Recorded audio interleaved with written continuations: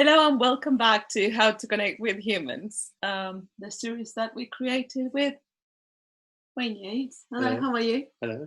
Nice to see you again. You too. You're looking lovely. Thank you. No. You too. Thank you. Right. So today we have a really, really lovely episode with a fantastic guest. And our guest today is somebody that we felt straight away as soon as we met him, his freshness and his beautiful approach to life, and he's had an amazing journey that we are so honored that he's gonna share it with us.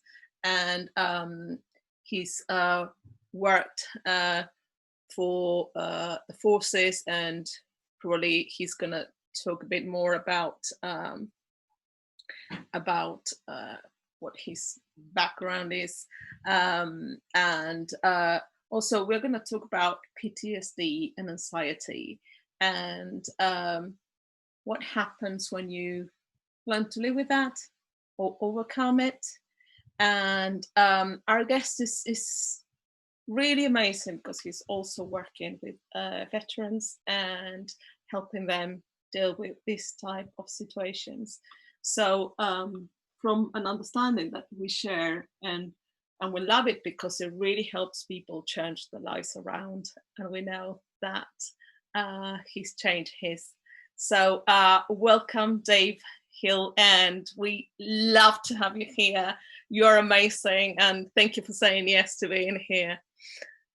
How are you? Yeah, good, thank you. Thank you very much for having me. And I missed most of the intro because somehow my computer decided to lose me. So anyway, I arrived just in time, which is always a good thing. That's okay. We said lots of lovely things about you. So. I'll have to watch back to check. No, thank you so much indeed for inviting me along to come and join these talks. It's an amazing thing that you guys have put together in a fairly short space of time, and you've had some amazing people speaking. So I'm really grateful for being given this opportunity, because I'm still a baby in terms of this understanding compared to some of the people you've had speaking, but also I know how much it's touched me, changed my life, and hopefully changing some of the people that I'm working with and alongside. So thank you very much. So today we've cheekily picked the title of being scared of doing the wrong thing, and semi on purpose. You'll probably get the fact that I'm a little bit cheeky, but it probably makes a little bit of sense to explain who I am, where I come from, and how I've come to be sitting here today. I was a soldier for 17 years. I left the army about 7 years ago, and along that journey, I learned all about being comfortable and uncomfortable in various different guises, and learned to sort of trust my instincts. And I was very aware that connecting as individuals and as human beings was actually quite an important thing, despite the sort of hierarchy structure and bits and pieces put around you. Actually, when push comes to shove and you put human beings in difficult places, it's that connection between them and that bond of unity that actually carries the day, rather than the regiment that you're part of, the country that you're fighting for, whatever that happens to be. It's actually the people you're surrounded by and the connection and love that you've got for each other that binds you together with that trust. And I noticed that at times, in command of people, my last job, I had 190 soldiers working for me. I was very aware that I was just one of those 190, and that I had 189 other brains to help me out, which is a really good way of looking at things. It makes command a lot less lonely. But I was also feeling very responsible for them, their careers, their lives, on many different levels. And I realized that at times I wasn't necessarily giving some of them the attention and the time that is deserved, because, well, I've got 189 other people I should be seeing, and there's a queue outside the door. So, right, I'm hearing what you're saying, but I think I've got the solution. Here it is. I'm giving them whatever that was to go away with. And then other times I'd be flummoxed by what walked through the door and the story I was being told. And I found that those were the times where I felt I did my best job, not because I knew the answer, but because I just sort of got out the way a little bit and things seemed to flow. And I had no idea why that worked. Fast forward a couple of years, and me leaving the army 7 years ago, and I got a phone call from a good friend of mine. He worked for me nearly 20 years ago, and he had a horrendous time and found himself in hospital and phoned up going, "Boss, I'm lost. This has happened, that's happened, and I've been sectioned, and I can't remember any of it. But I think it's true. The things that I've been told by the people that I care about, that's all I've got to go on, and I don't know what to do." And I didn't know what to do either.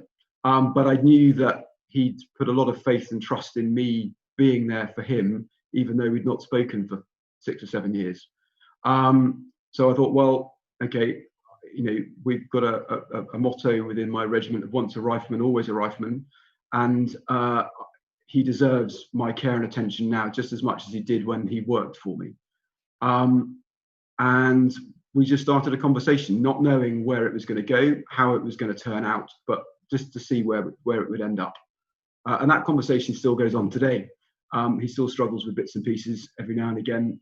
Sometimes it's quite serious stuff we're talking about, and sometimes it's helping with bits and pieces around his business. But it's the connection. It's that unwritten bond between two human beings that is the thing that's important.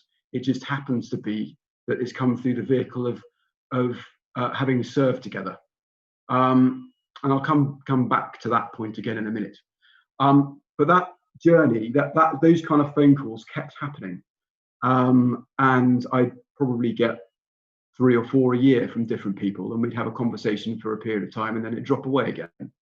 I had no idea really what I was doing or why it seemed to be working, but it just felt like the right thing to do.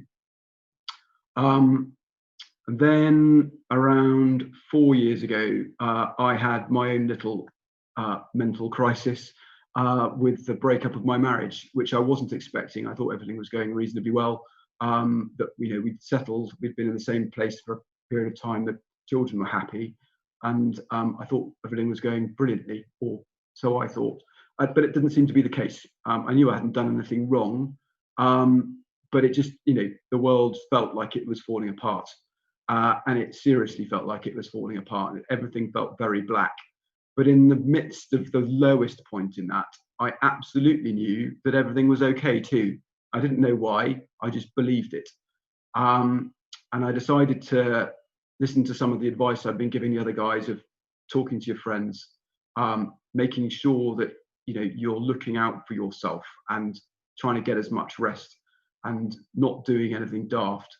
And I think, well, it's time to put my money where my mouth is. And so that's what I did. I went to work and told my employer that I had some stuff to sort out, that I was going to go to the doctor next, but I didn't think I was going to be at work for a little bit. And if that wasn't okay, then that was fine, because if I'd lost my job, I'd find another one when the time was right. It felt like the right thing to do, and I was hugely well supported by them. I'm hugely grateful for that. I went to the doctor and told the doctor that I wasn't depressed, that I didn't want anything, but I was worried that I might become depressed. And I wanted them to know that if I came back again, it's because I really needed help. But I just wanted to signpost it. And that took a load of weight off my mind as well. And then I got 2 or 3 friends and said, look, I don't quite know what's going on here. I know it's going to be okay, but I don't feel like that at the moment. So please, if I need someone to talk to, could you be there for me? And I'm not expecting you to know the answers, because I don't think I know them at the moment, but just knowing you're there and you care will be helpful. And I ran a lot. I didn't eat much. I lost a bit of weight. I read an awful lot of psychology books. And one day, while pretending to go to work, because the children were off school for the summer holidays, I used to pretend to go to work. I was sitting on the train reading a psychology book, and this thought hit me that my thoughts weren't real and I didn't have to react to them. And it absolutely bowled me over, because I knew how true that was. And I knew that all the pain that I was feeling was coming from my own thoughts. Because the stuff that was true and was a fact, and the stuff that was false wasn't an issue anymore. It was actually the ones that I dreamt up of and was bringing to life and making more of on an hour by hour basis that hurt the most. And I thought, well, that doesn't seem like a sensible thing to do, so that perhaps I should try and stop doing that. And it was a pivotal moment, absolutely pivotal. And I thought, okay, well, perhaps I could start going back to work, because all of that stuff had just fallen away a bit. I'd catch myself going off on those thoughts, laugh at how silly I'd been with myself. The sort of black humour of soldiers is quite good, and your ability to take the mickey out of yourself tends to be quite strong, especially if you've been in command, because if you don't take the mickey out of you, there's a lot of other people that will. So if you get in there first, you're probably going to do a slightly less damaging job than anybody else will. So I'd find myself laughing at myself, which was quite cool. And then I sort of decided, right, well, I'm going to try and go back to work. And I found that I was getting anxious the closer I got to work. And the first day, I walked straight past the front door and didn't go in. And I thought, that's weird. What's that all about? This has got nothing to do with work. And went off and wandered around town again and tried again the next day. And a similar sort of thing happened, but I still managed to get in the door, just feeling like my stomach was in knots. And I realised it wasn't work that was the problem. It was the thought of being away from the children. And I realised, well, that's not a thing. I'm still going to go home and they'll still be there. We're not it's not that kind of a situation. So it's just my thoughts about this that's getting uncomfortable. And I found it was the sort of the last stop on the train was the thing that was catching me out, because it gave me a bit of grand rush. So I decided to get off at the stop earlier and walk the last 15 minutes to work, by which time all that anxiety had disappeared, because there was other stuff to pay attention to. The weather, be it good or bad, mostly bad in Edinburgh, that helped with that last bit of getting to work. And I then got chatting to a friend called Phil Hathaway, who's a 3 principles practitioner. I didn't know that at the time. I just knew he was a coach and he was a friend, and said, would you like to have a chat? So I talked about the journey that I'd been on for the sort of 6 or 7 weeks up to that point. And he goes, wow, I'm amazed, but I'm not. I go, okay, that's interesting. He goes, well, it fits with everything that I help my clients with. The journey you've been on, I try and guide people on knowing what I'm talking about, but you just followed your gut instinct and ended up in the right place. And I think you might be interested in 3 principles. And he pointed me at some videos and a book, and I went, wow, yes, I can see that not only in this episode of my life, but in all the points where I've had a crossroads of feeling discomfort about having to make a decision. And then normally the decision was do I follow what everybody wants me to do, or what perceived wisdom says I should do, or do I follow what feels right for me? And you would have thought every time you make the decision for you rather than what perceived wisdom is, that it would feel worse, when actually it felt much better, because I was following what was right for me. And I got more and more comfortable doing that as a soldier. And at times you have to do that because you've got nothing else to rely on. You are the only person that you can rely on. Yes, you've got people around you, but they're looking to you potentially to make the decisions on what you're going to do next and how you're going to get through this particular nutty problem that you're faced with. So you get used to trusting what feels right, even if all of the options feel horrible. You can probably find the right one to get you out of it. And if you don't, you don't. And there's probably some fairly dire consequences that go with that. So I was very grateful for knowing that and being able to sort of follow the truth of that. But then that little bell started ringing at the back of my mind, going, well, if this is true, this could really help the guys that I'm speaking to, because they're mostly struggling with post-traumatic stress disorder, or various other bits of depression about not being able to reintegrate into society, or whatever that might mean for them. And I go, well, this I don't want to hurt anybody with some knowledge I've learned in a book. So there we are, coming back to being scared of doing the wrong thing. When before I was doing it anyway, because it felt like the right thing to do. But now I had a little bit of knowledge, and I was scared of using that, or following the truth that I could see in it, because, well, there must be something more to this. I need to go and do some digging. So I went off and did the One Thought Foundation program with Aaron and Deela Turner and Jacqueline Hollows and the rest of the team, which was the most amazing investment I think I've ever made in my life. And also at the back end of the course, they asked me what I'd learned the most, and I think it was probably the fact that I didn't need to do the course. But it was the course that helped me see that I didn't need it, that I had enough already.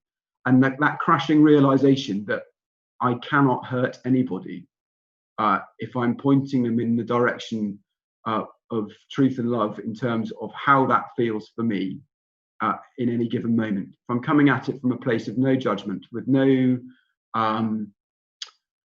what's the right word, with no sort of hidden agenda other than I can see you're in pain and I think this might help, then how can that hurt anybody? Because you're not asking them to do anything or believe anything. You're saying, okay, I see where you're looking, and I can see why that might be causing you some pain at the moment. But there may be another way of looking at it. There might be a slightly different angle that you could look at. And we're not going to use your story. We're not going to use your world to be able to do that. We're just going to use the experience of a human being. And by making it less personal, by using my life or a storyline from a film that we've both watched and liked, or or whatever it happens to be, something that's not their world, makes it less scary. And if you can start seeing the fact that we are all human beings, that we are all connected moment to moment, no matter how much we think we might not be, then things, years worth of inbuilt, completely innocently held onto beliefs start to slowly erode. And I just saw how powerful that is, how transformative that can be, that you can help point someone in a direction that is potentially going to be more comfortable for them, not because it's going to be right for them, but because they can see it for themselves. Because it's never, I think the biggest thing, one of the other biggest things I learned, is that it's not the language that's used, it's the authenticity of someone's belief in what they're saying that carries the day. So it doesn't matter how articulate you are or aren't. If people believe what you're saying to be true, then they believe what you're saying to be true. And if you're regurgitating information that you thought sounded wise, given by someone else, but didn't quite understand why it sounded wise, then it's going to sound a little bit stilted. Still could be absolutely true, but it won't be your words. And I think that's what I loved so much about the principles, is there wasn't anything I needed to do or say to help anybody, other than just point them in a direction that might be more comfortable. And if they can see that comfort, then that's ace. That's a brilliant thing. I also realized that this is a ridiculously simple understanding. We have two things in life. We have the ability to feel comfortable and the ability to feel uncomfortable, and that's it. And it's fairly binary if you look at it like that. But what we've written around that is a load of rules and caveats to that. So the things that are comfortable are things that we should strive to do, the things we should feel all the time. And the things that are uncomfortable are things we should avoid or run away from, or worry about if we see them in someone else, or worry about if we see them in ourselves.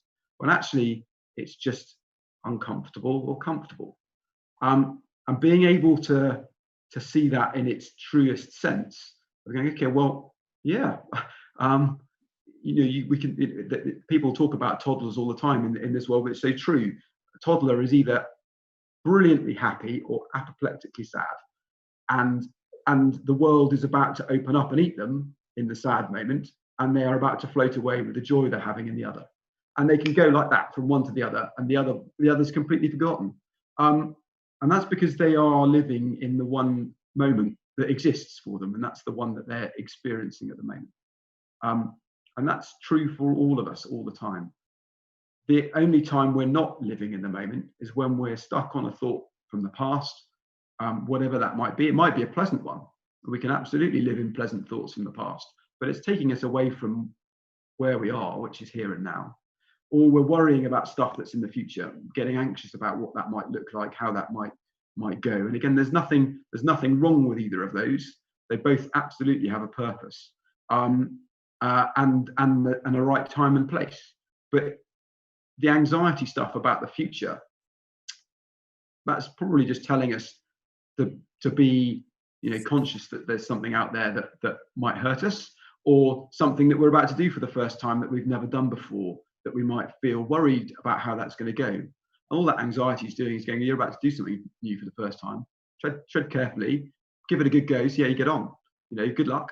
But we tend to then read too much into that. Go, right, well, it's feeling untight and uncomfortable. Perhaps I can't do it. And you start believing that anxiety, and it builds and builds and builds until the point you get stuck. Now, I've been in front of lots and lots of people having to talk, and sometimes that it feels absolutely fine, and other times it doesn't. And what I've found bizarre until this understanding came along was how I can talk to over 1,000 people and feel fine, or I can be talking to 6 people and feel absolutely petrified. And there's no rational reason why, other than, it's how I'm thinking about the context of what I'm going to talk about. Brilliant. Well, that takes a load of weight off, because I can be petrified and still get my point across. I can start and be shaking like a leaf and settle into it and then be fine. And I've known, again, just through experience, that that's possible, because it is now my turn to speak, and I've got to do this because that's what's expected.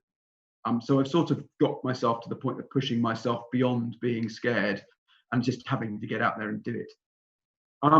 But coming back to that point about this being simple, the simplicity of it chimes really nicely for soldiers. And I'm a soldier. When I'm saying soldier, I'm talking about human beings as well, because we're all human beings. But the soldier element of it was really interesting, because we try and keep things as simple as we possibly can. Because if your plan is simple and understood, then it's more likely to go well. If you overcomplicate the plan before you start adding the enemy into it, then you're asking for trouble. So you're constantly striving to find the simplest way to do anything and everything. Plus, time is precious. People are tired. You want to keep things simple for them, so that they're going to get as much rest as they possibly can. The idea of principles is a good one. The army's full of them. It's another reason why I avoid talking about them with the guys in the main unless they ask about them, because they will want to get their notebook and pen out and start writing notes. Because they'll want to follow them to the letter of the law, when I learned quite quickly that one of the principles I was getting stuck on based on its name, when Aaron, that's what you're getting stuck, right, well let's just call it blancmange or 3. And I went, okay, right, that's fine, and we can, that makes perfect sense now. It doesn't tie anything together, because that's just the label we've given it. Okay, that's fine. I'm happy with the fact that it's just a label. It's got nothing to do with the word itself. Cool. So I try and avoid that. But the simplicity of it means that when people see this for themselves, they can't unsee it. It's true, and away they go with that. Whatever that looked like for them, it becomes a bit of them. It becomes truth. It becomes their truth. And they can help anybody by sharing their own truth. And one of the biggest problems I've found, certainly when we're talking about post-traumatic stress disorder and veteran suicide and all of those kind of fairly crunchy bits of news that we see being bandied around all the time, is, well, that's a serious business. So we need to be making sure that it's professionals that are dealing with this, which is true. To a certain degree, it's true. When people are very ill, they need to see professional people. But there's a point at which we can all help each other.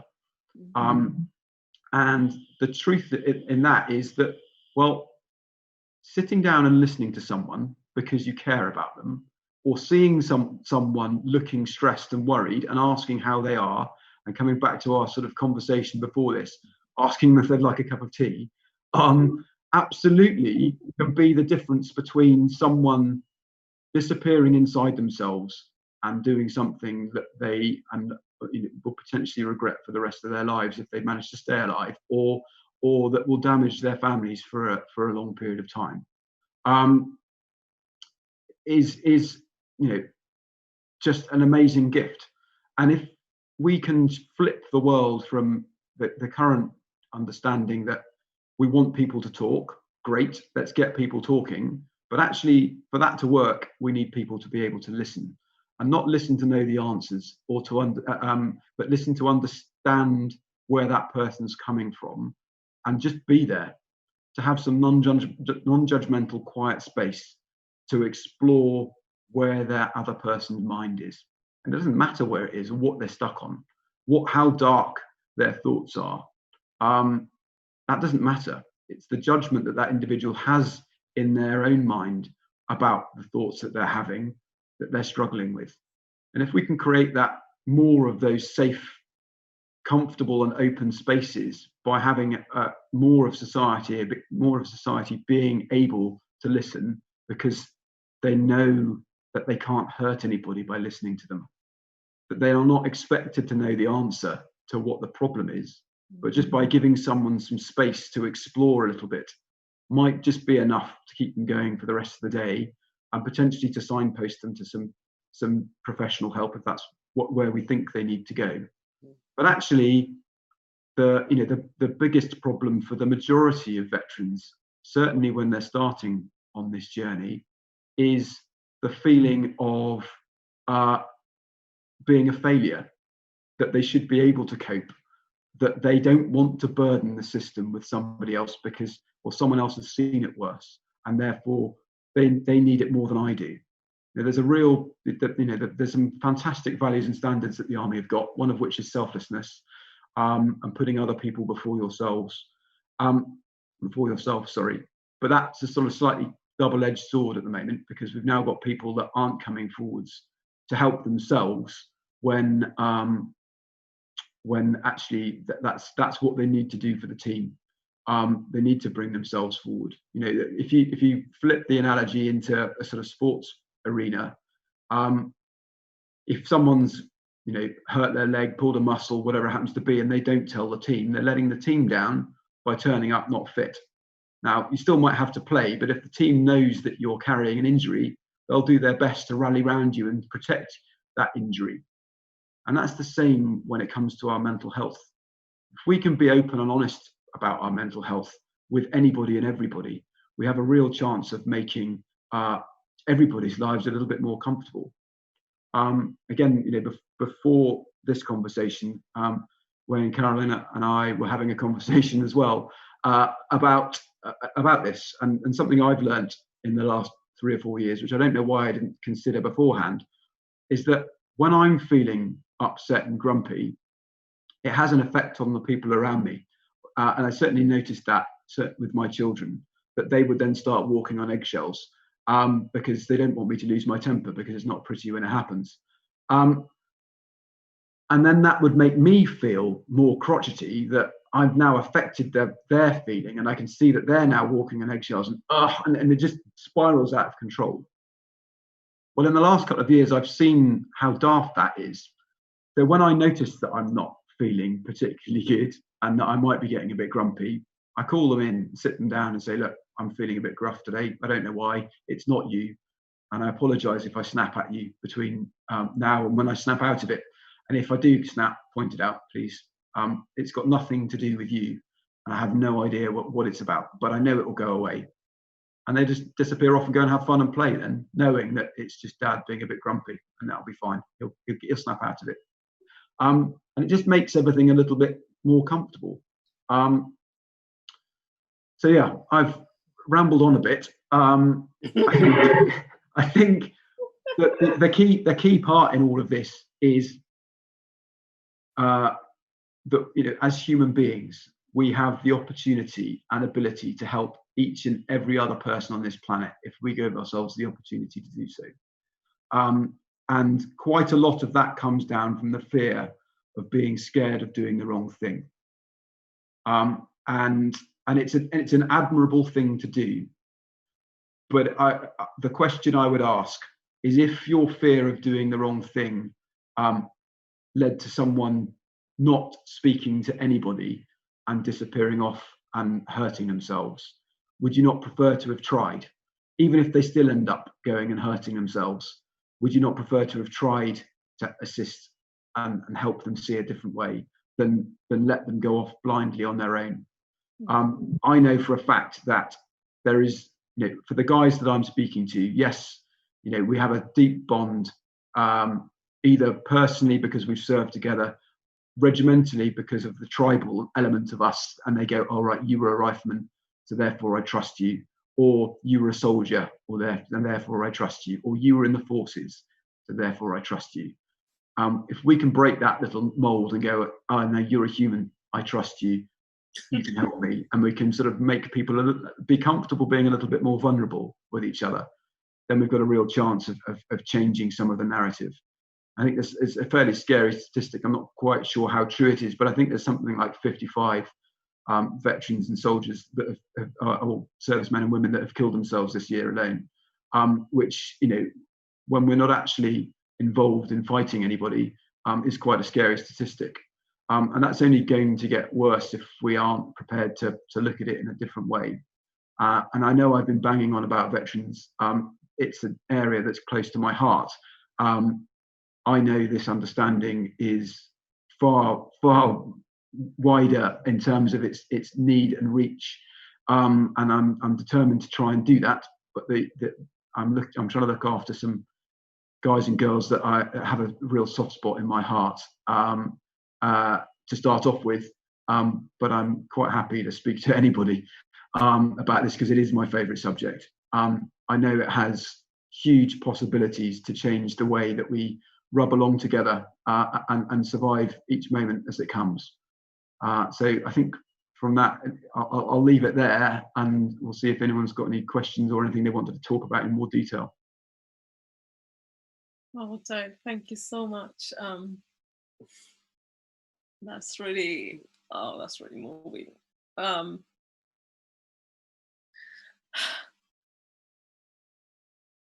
think one of the things that when we put this series together was what we felt was also for us to understand and get educated about other peoples or other sectors or other groups sort of experience. And for me, this has been has opened my eyes a lot, because I love what you said about, well, when I was there, when I was in sort of at the front line, I had to make a decision. I knew that feeling of wisdom of telling me what to do. So suddenly I thought, oh wow, like you guys are so present for so long, for long periods of time. Like you can't really go into your thinking of, oh, what's going to happen, and if I do that, and if I did that, or did my dad make me feel like this, or it's like you have to just open up, be present, and go either right, left, to the front, or to the back, or decide. And I love that you sort of point at that that certainty, that being in the present and going that, and you make a decision, and then whatever happens. And the other thing that I love that you mentioned, that at least helps me understand a lot more, is the selfishness of this group of people that obviously decide to go to fight for the country, put their lives at risk, their families behind, the you know, and they have to face tons of things, and then they come back, and when we all would think that the real danger is not there, like they're now safe, is when they start sort of crumbling, and all this sort of amount of thinking starts happening. It's fascinating. The you know, I've had the absolute privilege of and you know, slightly awestruck opportunity of working with Bill Pettit and Judy Sedgman, and two other veterans, Brad Galla from America and Afer Meyer from Israel, creating a set of resources that we're hoping to put out for veterans groups to use for free. We basically used one of Sid's books, The Missing Link, and we've been reading extracts from that to talk about it. But you know, what I've learned most out of that is having the opportunity to listen to Bill and Judy and their reflections, as well as the other guys as well. And we've all sort of learned from each other, which has been brilliant. But you know, I love Bill's view that no matter what the content of our thoughts are, it's the feelings that are the gems in there, even if they feel viscerally unpleasant and are pointing us in a direction of wanting to kill ourselves, because that's what they're saying. Actually, that's not what they're about. They are, you know, they are the warning lights on the dashboard to say, right, stop the car, time to get out. You know, you are going in the wrong direction. Listen to, you know, we're starting to put all the red lights on now. Start paying attention and look the other way. Look somewhere else, because the way you're going at the moment is not healthy. Well, that's been a real eye opener for me, and a real eye opener for the guys that I speak to, because actually they're not scared necessarily of the content of the thoughts that crop up, because they know it's not true anymore. They might feel real for a moment or two, but then they realise that they're safe, and that's quite an important thing. I am safe, good, right, fine. Are the people I care about safe? Yes, they are, right. So I'm now dealing with a world of my own thoughts. Okay, well, that takes a bit of pressure off. Let's see what's going on there. But what it tends to be, what I've noticed, is there is something else going on in their life that they're overthinking, they're getting consumed by, and the system's self-writing response is, oh, stress, yeah, done that, right. Let's pull that really stressful thing off the shelf. Look, you survived this one. Look, well done you. Look how horrible that was. That was a really horrendous period of your life. And look, you're here now. That's amazing. But we don't tend to think of it like that. We think, oh God, it's that again. And you're sort of crushed by the weight of it. When actually it's going, no, you've done that. Well done. You've survived that. You'll survive this. So this isn't anywhere near as bad as that. But it's that misconception thinking, and getting lost in all of that, which, you know, that's fascinating in itself. But the element you were saying about being in the moment when you're on operations, when it does get crunchy, yeah, you know, the world does slow down. Most of us in our lives have had periods where things have felt very, very real and very, very scary and very, very quiet. Well, that's because your system is trying to help you survive. It's gone, right, all that noisy thinking you had, you can pick that up later. Let's push that out of the way, because that thing is the one to concentrate on. And we're going to slow it all down for you, because the decisions you make now mean the decision between whether you're going to be here or you're not. And in that, you know, in when you look at it in cut and dried terms like that, well, you're going to follow your wisdom. It would be daft not to.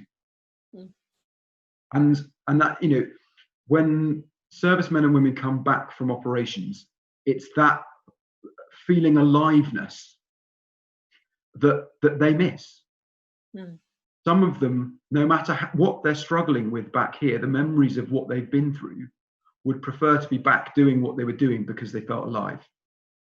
When actually what they felt was connection, And that connection is there for them right now.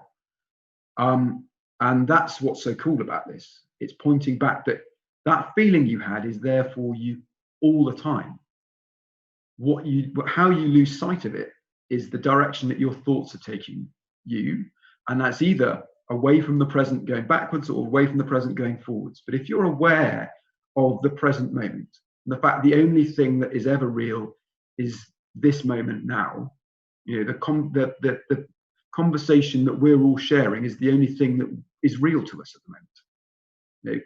I know my children aren't with me, that they're somewhere else, and I can worry about that and what they're up to. Well, they're not going to be aware of that. It's not going to help them at all. All it's going to do is get in my way of enjoying the moment I'm in.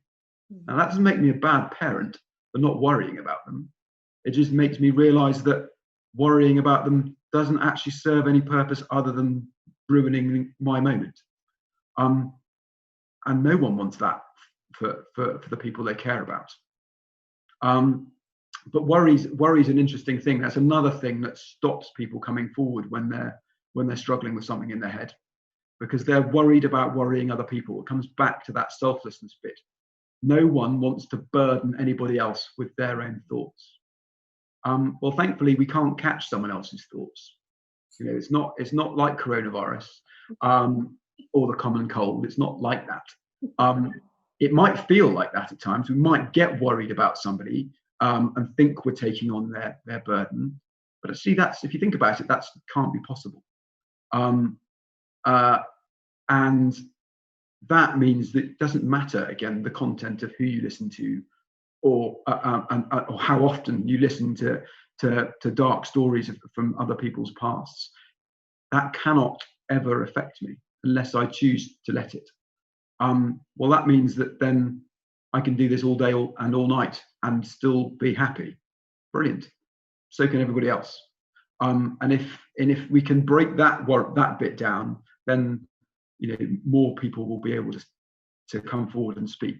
Because actually, when they do talk to someone, normally they do feel that worry, and that validates the reason why they're worried about worrying other people, because it escalates again.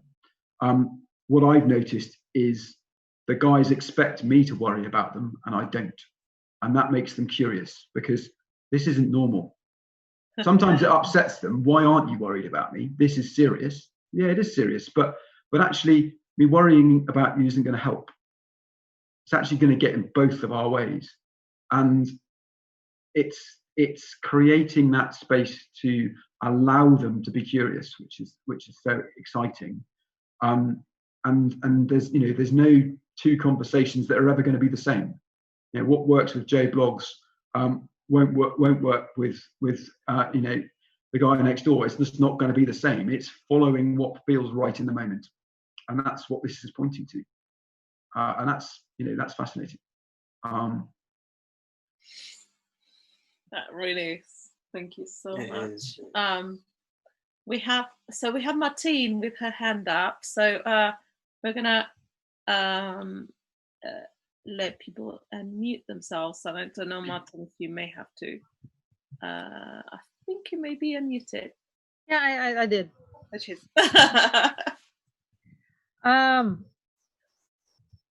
First of all, I was in the forces too, but Air Force, the worst I could have got is a paper cut. And my youngest son just graduated military college. He's going to be an artillery officer, and his father retired as a naval captain. So we have a bit of a clue, and I did lots of volunteer work with the different capacities with the forces, and had one idea during the winter that instead of catching them after they have PTSD, no, why don't we do a BMOC or basic training, or while they are captive in the military college for a few years? Let's prepare them. And absolutely. I wanted to do something, and then COVID hit. That was the end of story. And my youngest did his last exams here. and try to interest them in the 3Ps. Oh, look at those little nice 3P books. And no interest whatsoever, especially, that's the worst. He has now a degree in psychology, so of course he knows everything. And but would it be nice, instead of waiting after the fact, if we catch them before Absolutely. we send them out? No, maybe it could be like the preparation before a deployment, right? Or when they're in the last phase of their training, now while they're about to join the real world. Would it be nice to do something Completely. before the fact? Yep. Yeah, I am so with you on that. It's an interesting one. I'm having conversations with people at reasonably high levels about this kind of stuff to see if we can get it to stick.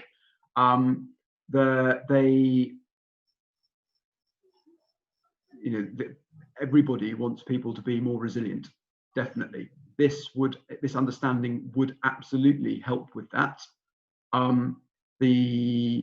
Some of the issues come around it not coming out of a textbook. That there needs to be things done in a certain way because that we're a government department, blah blah blah blah. So you end up with loads of things around that. And they love CBT, right? They love CBT. Yeah, which is there are lots of wonderful things out there, and they all serve a purpose. Absolutely. This feels the most sensible thing for me personally, but I can completely see why CBT and EMDR and things work for some people, but they don't work for everybody. No. And that's not surprising because we're all different. And that it's recognizing the fact that we are all different is one of the critical parts in that. And knowing that there is no one path for everybody. It's like having a set of golf clubs, knowing what's out there and knowing which one to grab when you want to. Yeah. Actually, I prefer to play with a wedge everywhere. Great, cool, crack on. Fortunately, Canadian military hasn't catch up to that yet. So. But that doesn't mean to say it's not worth trying. And I just keep talking, just keep chapping away. The way I'm trying to get around it at the moment is not by treating this as a mental health thing. The angle I'm trying to take is going back to the start of my conversation with you guys today. When I was a company commander and had 190 people working for me, it was the points when I had to really listen because I didn't understand that I felt most successful, most useful. Well, wouldn't it be great to teach listening as a leadership skill? Now, thinking about it as a leadership skill stops it being a mental health problem, a mental health solution, but absolutely will tick those boxes because, right, I don't know what to do. Now let's just sit back and listen, see what happens. And there's many ways of skinning a cat. Trying to tackle it from a mental health perspective. Sorry, guys, I forgot your cat fans.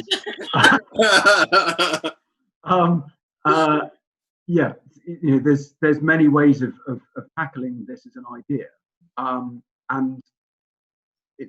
I am open to any particular, any route that gets us through the door to try and change the direction of travel.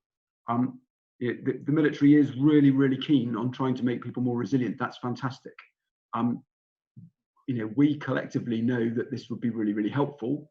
Only takes one general, one member of the senior element of the Ministry of Defence to see this for themselves and go, there's something in this, let's have a look. So just because the mud's not stuck yet doesn't mean to say I'm not going to keep flinging it. Collectively we'll get there. The more noise we make in a constructive way of just, gently look in this direction, see what you see. I'm not telling you to believe anything. I'm not saying that this is anything in particular. I just know it's helpful. It's very much like navigation. You can have a satellite navigation system in your car or GPS that you're clutching and you're following the route. Because it's telling you the quickest way to A to B. But if you then start to disbelieve it, well, pull out your map and compass. Because it's that gut feeling going, right, something's not quite right here. Let's go back to first principles. And if you boil that all the way back down, just go, well, actually, this doesn't feel right. It's a feeling again. I don't trust my sat nav at the moment. I don't know why, but I don't trust it. Okay, well, let's stop and have a look. It might be absolutely fine. Once you've confirmed that you're happy, off you go again. But it's the feeling that helps us, that guides us. And that's what this is all about. And military people absolutely understand what feels right and what feels uncomfortable, what feels comfortable and what feels uncomfortable. Sometimes we are charging directly towards the most uncomfortable thing going, but it might also be the only way out of the problem we're facing.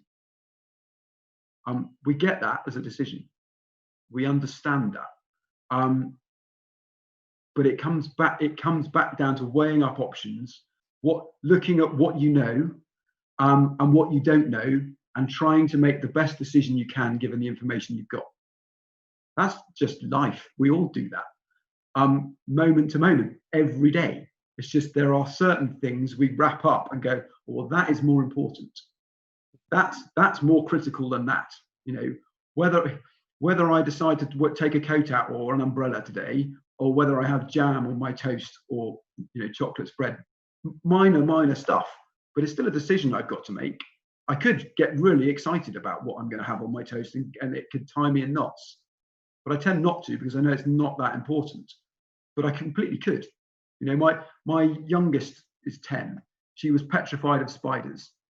Okay, she isn't now. Why? Because her mum said, "Oh, well, that's just Fred." Oh, okay, that's okay then. Because she made the spider, a thing that had a personality. Oh, that's all right. So she's been pointing other spiders out now that seem to be big in the garden. What about that? That's fine. She's not scared of them anymore, but she'd written this little story in her head going, no, can't go anywhere near that. That's bad. She'll go and catch them now and let them outside. She was petrified of them until she wasn't. What changed? Her thoughts about them. That's it. And that is the simplicity of the direction that we're all trying to point people. And I am completely with you, Martine, in terms of this would be awesome if we could teach this to people at the start of their training. This would be awesome if we taught children at the start of their school lives. I am loving the fact that I can share this with my children, not in a, you need to learn these principles, but in a, this is how I show up in the world, and they're feeling that and seeing what that's like. Well, hopefully that will help them as they become, young teenagers, young ladies, and all the rest of it as they develop through their lives, rather than feeling awkward and caught, as they will do as teenagers, but believing in what they're getting caught in. This is as I said, it's the most amazing thing I've ever learned. I know I'm going to continue learning about it every day, and I love that. I know I'm not the finished article by any stretch of the imagination, and that's cool. I'm more than happy with that, because that means that there is more to learn in every conversation, whoever that's with. It could be a 2-year-old, it could be a 90-year-old, could be myself in the mirror, who knows. I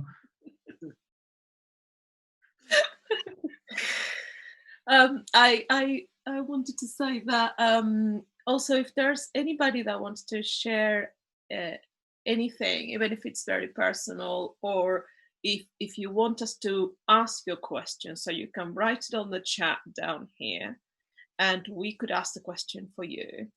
And so this is this is a small group where it's a private thing, and if you don't want us to any of whatever you say to go public, please let us know either during the call or after the call, and we'll edit that. So your privacy here is completely taken care of. Okay, so please let us know. So we have 2 people with hands up. We have Michelle, we have Linda. So Michelle, go on. You can unmute. Should I? Yeah, there you go. There you go. Thank you. God, so much of what you said resonated with me, David. Do you prefer Dave or David? I answer to Dave mostly, but that's because I've got awkward parents who christened me Christopher, and I had to be called David forever, and every teacher I ever had hated the fact that they got Tipp-Ex out on day one. So I answer to almost anything. Oh, okay. Some of it unpleasant, but that'll be, you know, back in the past. It doesn't happen so regularly anymore. Okay, well, God, so much of what you said really, really resonated with me. I love the fact that you've really helped me, actually, because I've been, it's really weird because, and Carolina and Wayne know this, like literally, I don't know, maybe 10 weeks ago, I wasn't on Facebook, and now I'm all over it like a rash. And being present and being really authentic and raw, and, you know, just showing up with whatever's going on for me right now seems to have really, I don't know how to explain it really, but I think, you know, people connect with you more when you do show up as yourself without all the stuff that goes on. And I've had quite a lot of people come to me, and especially in this last week, asking me for advice or, you know, certain things. And there's been a little bit of, in my head, and, you know, this is my brain thought, not my mastermind, going, oh, I don't know if I should, like, really, you know, get involved in that, because, you know, I'm not a coach, I'm not professional, you know, I haven't got all the badges that go with it. And then, you know what, I have actually got involved with about 3 different people, and because I care about them. I don't know them that well, but I care about them, and I just figured, well, do you know what, they've reached out to me, what can, you know, what harm can that do, just to listen to them? And, you know, maybe, like you said, you know, use a stick or something to point, because that's what we are, we're pointers.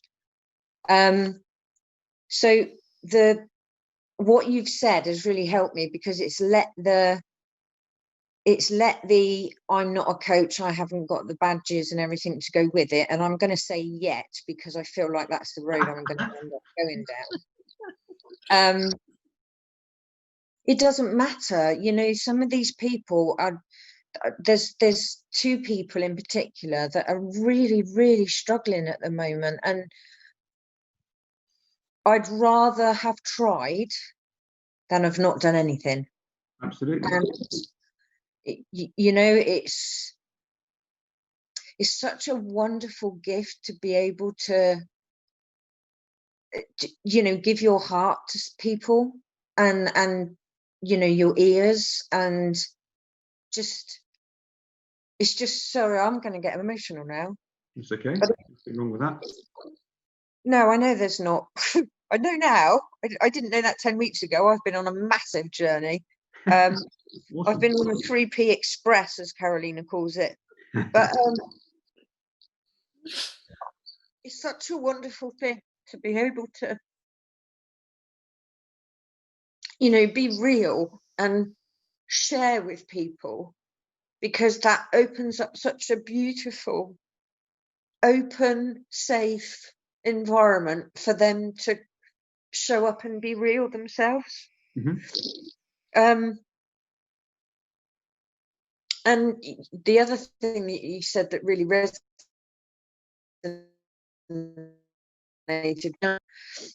because it was the first time you'd done anything. So I'm going to share with you something that happened with me on Sunday. I've been, you know, three principles express Michelle, and it's opened up so many doors for me. Like, opportunities are literally flooding into my life. It's incredible, and I absolutely, I love the whole thing. I really do. I'm so grateful that, you know, by the grace of God, that I came across this. But also, something that happened was I wrote a post about feelings and how they can inform you of things. and I wrote another one about feeling vulnerable and that it's not a weakness. And that seems to have touched quite a lot of people, and that's where this stuff is coming from mostly. I was asked to do an interview. I was asked if I could be interviewed for one of the groups that I'm in. It's a new group. It's quite small. So I was so excited about doing it. And then Sunday came, which was the day I was due to do the interview. I woke up and, oh my God, it was like fear just gripped me. And I was like, oh my God, I can't be interviewed. You know, what am I going to say in an interview? What have I got to offer? And all this stuff. And I managed to catch myself, and I'm managing to do that so much more now. And I just said, okay, what the hell's all that about? And all of a sudden, all the things started dropping into my head. It was like, you know, Michelle, you're worrying about what people think of you. You're worrying about, you know, what you might be wearing. You're worrying about, you know, are people going to like you? You're worried. Just a load of old rubbish, quite frankly. And, you know, I sat on the edge of the bed and I just burst out laughing, because I realised that my fear was, you know, worrying about doing something for the first time and, you know, what have I got to offer? But it also informed me about all this rubbish that I had going on in my head. And, do you know what, I did some things that I really enjoy before it led up to the interview. And the interview came, and I didn't even know how it happened, really. Lady asked me a couple of questions and I just went, bleh, and all this stuff came out, and it just felt so natural. That's because you were talking from your heart. Yeah. But that's the thing. That's the thing. When you talk from your heart, it's such a beautiful, incredible thing that it just flows. And I got off honestly, I was on this interview for 2 hours because I can talk for England. And I'll shut up in a minute. But I got off of being on the interview and I was absolutely buzzing. And I haven't stopped being buzzing since. And the people that had come to me to ask me for, you know, help and stuff, I've just gone, do you know what? Blow it. You know, they're reaching out to me for a reason. You know, they felt a connection with me, and because I've been real and honest, and I'm just gonna help. I'm gonna do whatever I can to help, regardless of the badges and the coaching this and the whatever. So yeah, thank you, because you've really helped. You've really helped me. You really have. Okay. I'm glad. You know, at the end of the day, you're not telling anybody to do anything. No, and that's the thing. And what you said about when people came in, you know, to you with things that you didn't have an answer for. I don't have an answer for them. All I'm doing is sort of saying to them, well, you know, how would it be if you thought like that about something? Or I don't even necessarily give them, you know, I'm not giving them answers because they've got it all inside of them. It's just, you know, asking some sort of, I don't even know what you would call them, thought-provoking questions that, and you know, I can literally see the light bulbs going off. It's beautiful. Yeah. When someone sees something different for the first time, there's that you can see there's a change in their facial expression in a very positive, light-filled way. And that's amazing to be able to share that experience. You know, Bill Pettit will call. You know, he says it's the best present you can ever watch anybody else unwrap, and we've got the ability to be there and watch that happen.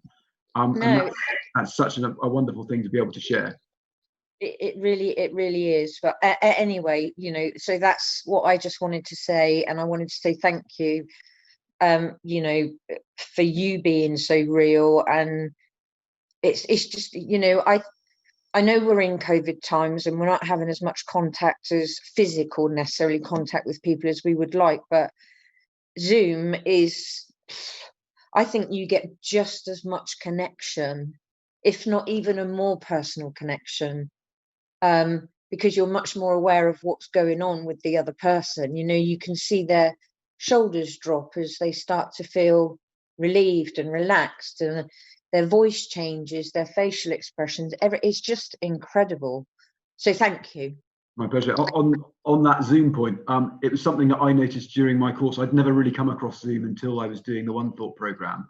And to start off with, I thought, how can this be a connection? And it absolutely is when you're doing it live like this. And then there were a couple of the webinars I couldn't make. I thought, okay, well, that's interesting. I wonder how that's going to go, because that's just going to be a bit weird. It'll be me watching something back. And I realized I felt just as connected to the group, even though it wasn't real anymore. And that's interesting, because that's my experience of the conversation. Yeah. So the connection has nothing to do with anybody else. It's the feeling created in me through my thoughts about the conversation going on. So, these recordings that you guys are making will touch people around the world for years to come. Yeah. That's what a wonderful gift. That's the same with all of this stuff. So yes, being physically with someone is a really a wonderful thing to be able to do, but it doesn't have to be that way. One of the guys doesn't like even speaking on the phone, so we did most of the conversations we had via text. That seemed to help. It's the best we could do. To see if, well, let's use the tools we've got available to us. We didn't quite resort to pigeons, but we could have ended up there. But there are no rules in this, other than if it's coming from your heart, it will be heard and felt by the heart of someone else. And as you quite rightly pointed out, it is our willingness to be vulnerable. And that doesn't mean to say, by the way, here's all the things that are hurting me. It's just being open, and this is me, because people will feel that. And you were saying that you noticed people were coming to you and being open and telling you stuff which you weren't expecting. That will happen more and more and more, because people will see that you are you, that there isn't a Michelle facade that you put on in certain situations. They might, you might put it on every now and again, and they'll go, okay, she's a bit off today. But when you're you, being you, okay, people will pick up on that, and people will talk, and they'll go, I have no idea why I've told you all that stuff, because they'll just open up and out it comes. It's got nothing, you don't have to say, oh, by the way, you can feel safe with me. They just will, and they will open up, and out will come stuff. And that's just, it's not saying, oh, by the way, here's these things that I follow. It's just living from the feeling this understanding gives us as individuals. And that's amazing, that that we can all walk around this world helping other people without them realizing it, just by being us, by being prepared to be open and honest. Thank you. Thank you. Thank you so much, Michelle. I love the fact there that you were saying that just being honest and being you, because today I wouldn't say it was an incident, I just had, I kind of got into my own thinking a bit at work, and a pupil asked me while I was teaching to drive, she said to me, she was like, so am I doing it right and everything like that? And I was like, yeah, you are. There's a few things you're doing. You're getting a little bit too close to parked cars and things like that. So I had to kind of steer her away. So I was kind of wondering, should I take control? Should I, guide her away? And a few times I had to. Then later on in the lesson, she kind of understood what I was trying to get her to do. And when we first started, she turned around and said, my spatial awareness isn't great. And previous to that, I knew that she was partially deaf, and so that was an issue for her.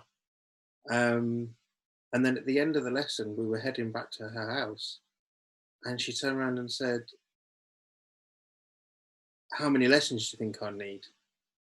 And for me, that's kind of an awkward question, because I kind of get into my head and like, well, I don't want to kind of say the wrong thing, and I don't want to do this, and I don't want to do... And I said to her honestly, I said, I don't think you're quite there yet, but I think you're going to need at least around 10 hours. And it was just, for me, it was a completely different feeling I had, because I just connected with him and just said, look, I'm going to be completely honest with you. I'm not going to kind of, you know, tell you that you're going to take 5 hours and you're going to take 50. You know, I don't know. Mhm. I've seen one part of your driving at the moment, and we've worked on quite a lot today, and you've done fantastic.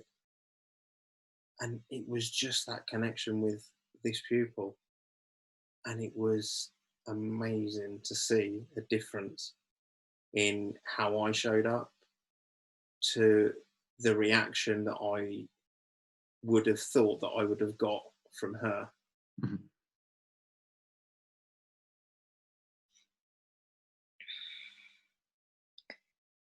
We have Linda that's been very patient waiting there. Linda, would you like to unmute yourself? Yeah, just done that. Thank you very much. I'd also like to say a huge thank you to Dave for, you know, sharing so openly his own journey and, you know, his vulnerabilities as well. It's really very touching. So many things I could pick up on, but I really won't. One of them, the whole title of it, being scared of doing the wrong thing.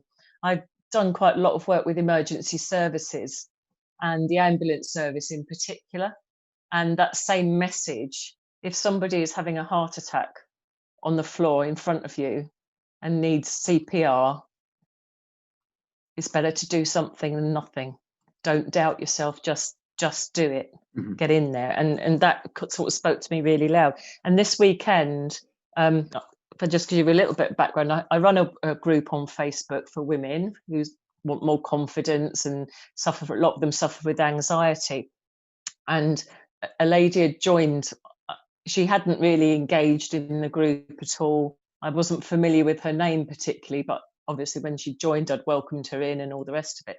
But she was obviously watching everything I was doing in that group. And I did a live last week, towards the end of the week, about if you're feeling really low, what you can do, and that we all get like this, even people that, you know, are supposed to know better and know how to get out of their own heads.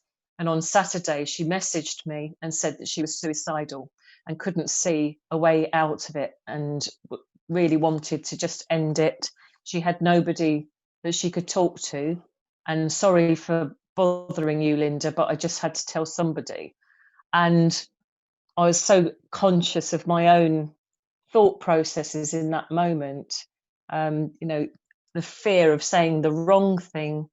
It was all by text. She didn't want to speak. She didn't want to go on a video call or anything like that. And I had to really just think that it's better to just keep the channels open and say something. And we are still talking. It's all by messenger. And she's now sitting listening to Ted Banks's videos on his website. Sid Banks's, you know, the Hawaii series, I think she's on at the moment, and loving it.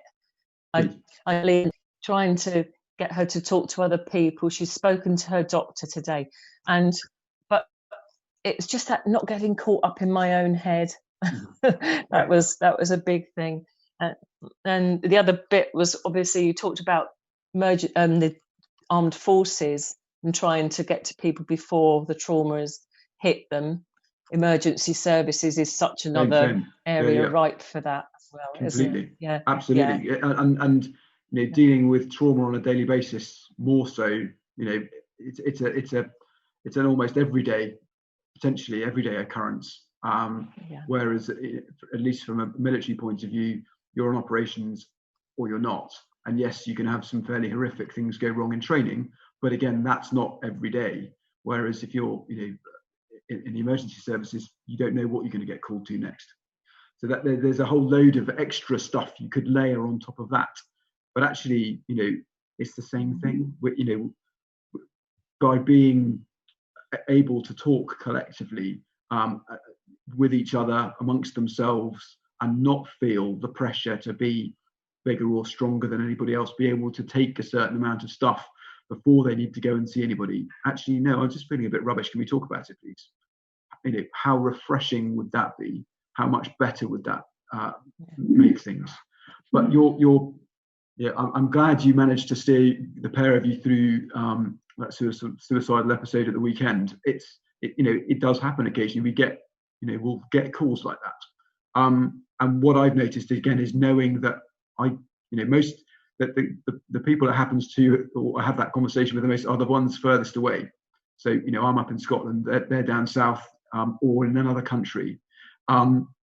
Well, there's nothing I can physically do other than just be on the end of the phone or whatever it happens to be. Okay, I'm here. Let's see that. You know, I'm really pleased that you've reached out. That's a good thing. Well done, you. You know, it might feel like that, but actually something inside you's also said, but I want to do this as well. I want to speak to someone. Cool. That's your inner wisdom speaking to you, going, right, my brain is telling me this, and I don't like the idea of that, so I'm going to do this instead. Well, it's the this instead bit that is the lifesaver, which is fantastic. You know, I've got a small coaching practice that I've set up with a small website in theory to try and help bridge the gap between the money I'm not earning by taking a day off work to do to sort of work with veterans. But I was touched by Viktor Frankl's book, which I've forgotten the name of, but anyway, I'm dyslexic, my brain loses stuff like that, so I've written the quote down that's on the front of my own website, and it speaks completely to what you were just saying, which is, between stimulus and response there is a space. In that space lies our power to choose our response. In our own response lies our growth and our freedom, which, you know, pre-principles, but completely the same stuff, because we're all made the same way. We tend to think we don't have a choice in most of the things that we do, but actually inside all of us there's that little moment where we do. And for the lady you were speaking to at the weekend, it was, well, I'm being told to do this, but it doesn't feel right, I'm going to do that. And it can be that little chink of light. It's getting people to be comfortable following the quiet little chink of light rather than the big noisy thing, because the big noisy thing is normally the bit that's going in the wrong direction. Yeah, thank you for that. I think for me, my fear was her going quiet. I just felt that I really wanted to keep that open, but then I had to realise that if it did go quiet, I wouldn't know what had happened to her anyway. Mm-hmm. And I would just have to deal with that and make my own assumptions and thoughts around it. Mm-hmm. But I was okay with that. In the end, I thought, at least I was trying, you know. But it's hard, isn't it? Because I want to get more involved, and I wanted to find out who she got around. I said to her, is there anyone I can talk to for you if you feel that you can't? Is there anybody I can reach out to for you? And she wouldn't even answer that, you know. But then she'd go all quiet, and then I'd ask something completely different. Oh, do you work? You know, sort of like do a distraction and try and get other information. But it's just that if she goes quiet and stops communicating, I will know nothing. I don't know if she's there, not there anymore, but I'm just going to have to know that I did what I could. Yeah, it's pointing her in the direction that you know to be safe, and she will or won't see whatever she, you know, whatever makes sense to her. It's a fascinating thing, and it tends to, you know, we tend to get ourselves stuck on the things that we think we can't help with. So the worry about getting it wrong. But as you know, as we've all been saying, it's just taking action and doing what feels right. We can't be told off for doing what felt like the right thing to do when it's coming from a place of love and hoping that it's going to have a good outcome. That can't ever be wrong. Yeah, thank you. Thank you, Linda. And Michelle's helped us here with the name of the book. This Man's Search for Meaning. Is this man was struggling to search for the meaning there, but yes, thank you very much, Michelle. Yeah. if you have any questions, please put your hand up. Either just wave to us, or you have an actual like electronic hand on the participants. But Linda, what you were pointing at about the messages, it was actually something we have a group of people helping with false response helpers, or like people on the front line during COVID. So so many coaches and facilitators and just help for free, and we offer sessions for free. And what we found was that we were all waiting to find things like, oh my gosh, like I have 30 people dying. So, well, actually, mostly what we ended up talking about was, well, I cannot stand my partner anymore in the house. Like, like the children are driving me crazy, or I can't really, or they were struggling to rest, but not because they couldn't fall asleep, because they wanted to come back and help. So, and we had to point them back at how important it was to take care of themselves first, and then you can do anything. It's like, when we have that image of like the oxygen mask coming down on airplanes, like first you need to put yours on and then help your children or help whoever else.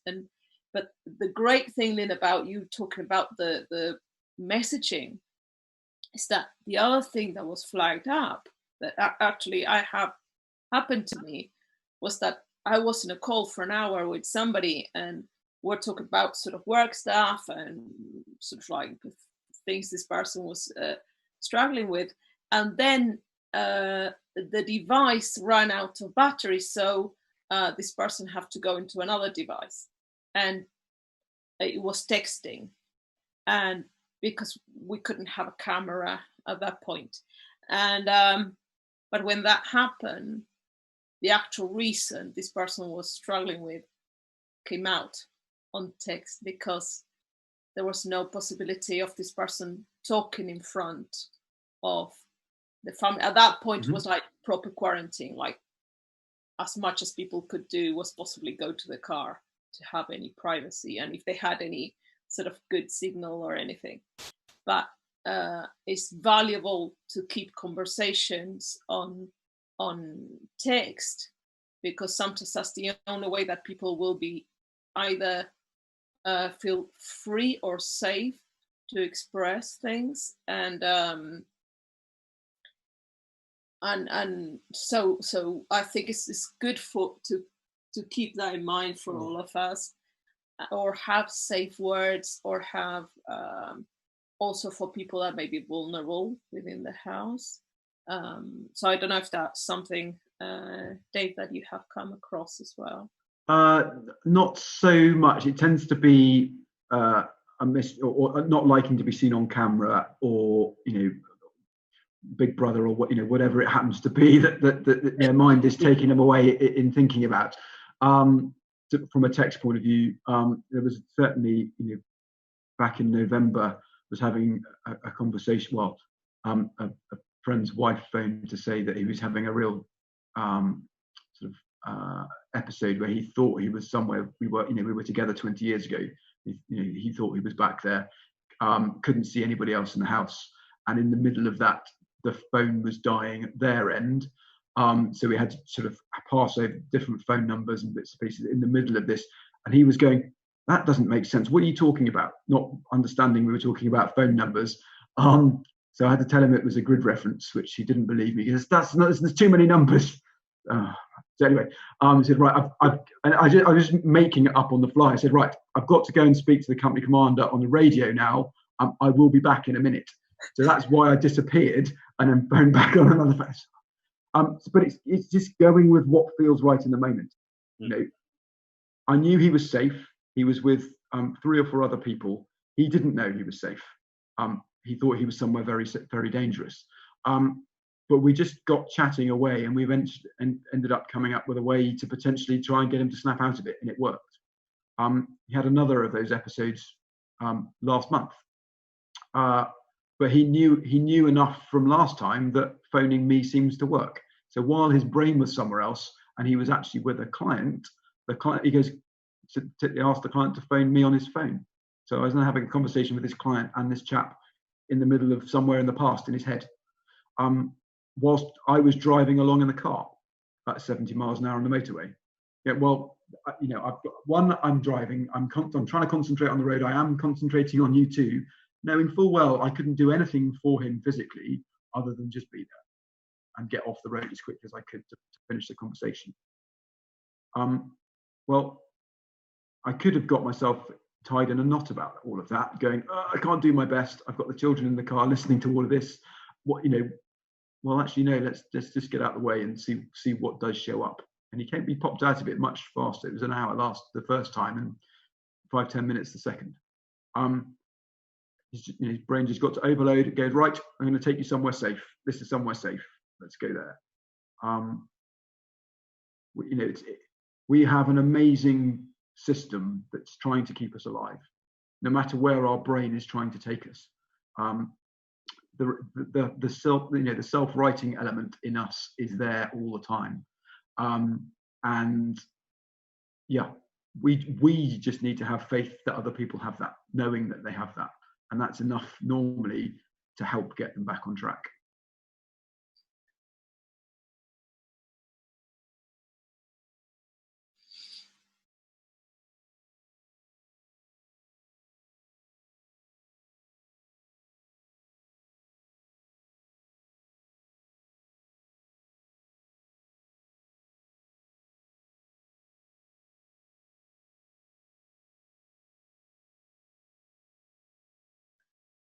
I wonder if there's anything else, guys, that you would like to ask. Michelle's got her hand up.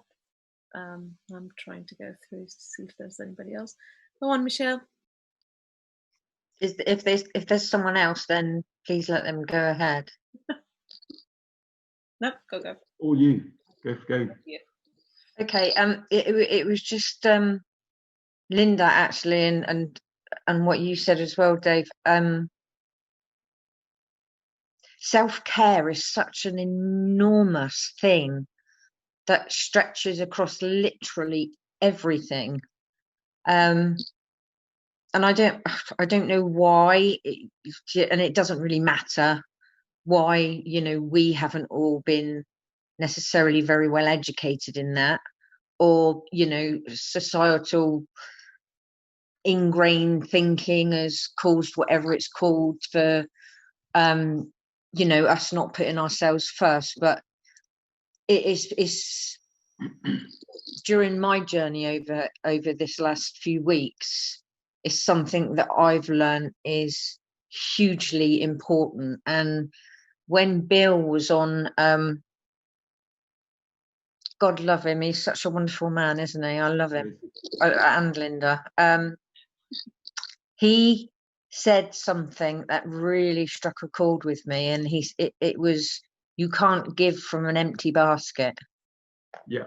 And I just loved that, because it was so simple and such a brilliant analogy. And someone else gave me one the other day as well. They said, you're like a battery that needs recharging, and when you go to bed at night, your battery actually needs to be half full, not completely depleted, because one night's rest isn't going to recharge you enough. But yeah, just the self-care thing is just, it's mind-blowingly simple now that I know that.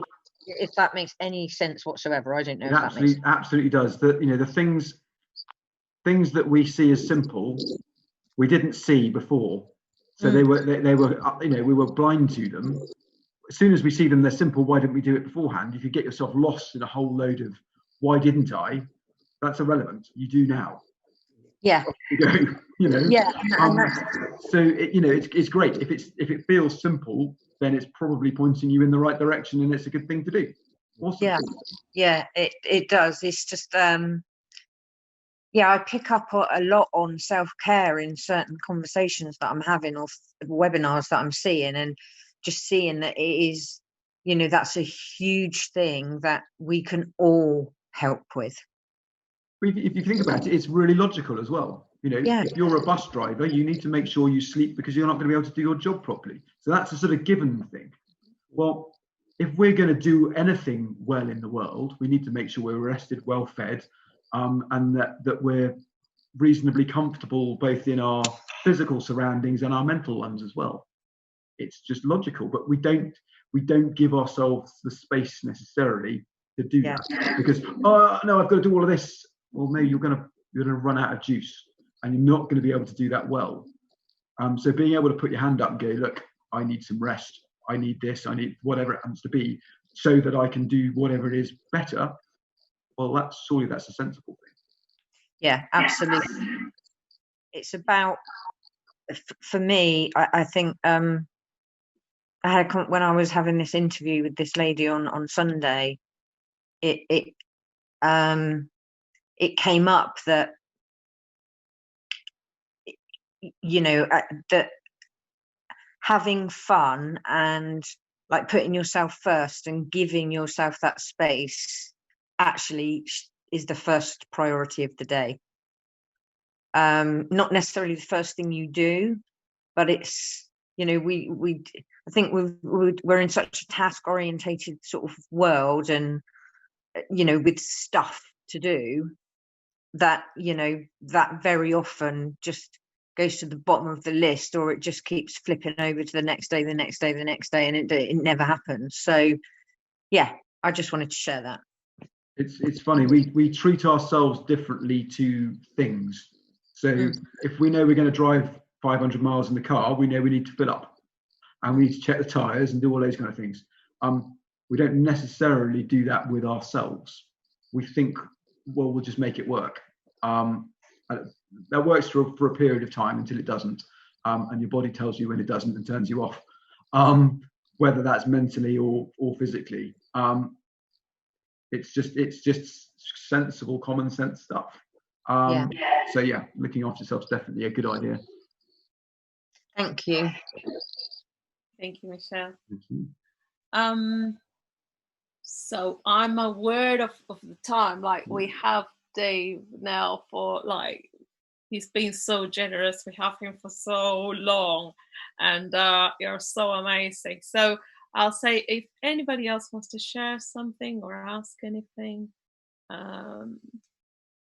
if not, I think it would be a good time to wrap it up. I don't know, Dave, what do you feel like? If anyone's got another question, that's great. If not, it's been thank you so much for putting this on, and thank you all for coming to listen. Time is the biggest gift we can give anybody, and you've all given me time, so thank you so much.